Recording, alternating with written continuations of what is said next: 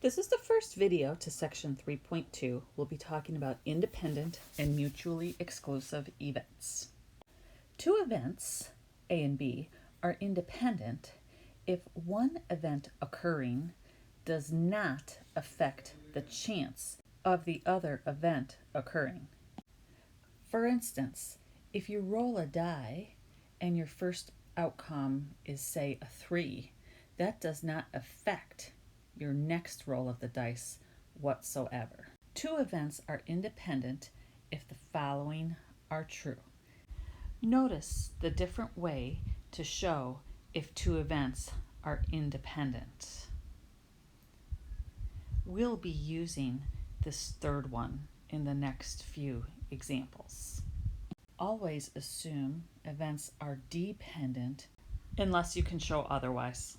Take a look at example 4, where we are going to roll one 6-sided die and flip one fair coin. Let H represent the heads, T represent the tails. What is the sample space for the experiment? We could flip a head and roll a 1, or flip a head and roll a 2, and so on. Now we could also flip a tail and roll a 1, flip a tail, roll a 2, etc. And we have our sample size here. For letter B, let A be the event where we flip a head and B be the event where the die lands on an even number. Are A and B independent? Yes, A and B are independent. The result of the coin toss does not affect the result of the die toss. We can also show mathematically that these events are independent. Since the probability of A is 1/2 and the probability of B is 1/2, does the probability of A and B equal the probability of A times the probability of B? And we can show here, if we compute both of these are equal. Therefore, the events are independent. In example C, let the event C be the coin lands heads and the die lands with a number greater than 3. Okay, let's write the sample space for this. So since there are a total of 12 outcomes in our sample space, and there are 3 elements in C, that means the probability of C is equal to 3/12, or 1/4.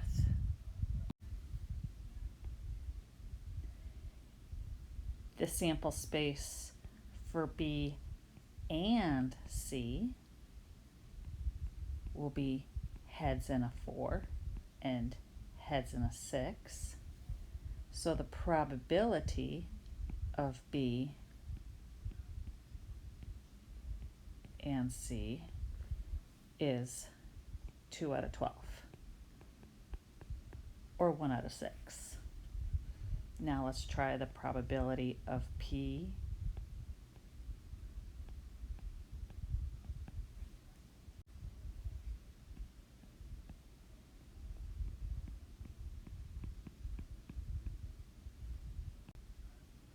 Now, using this definition here, will this hold true? Does the probability of B and C equal the probability of B times the probability of C? No, they do not. So B and C are not independent, they are dependent. If we move on to the next page, here we're going to talk about with replacement and without replacement.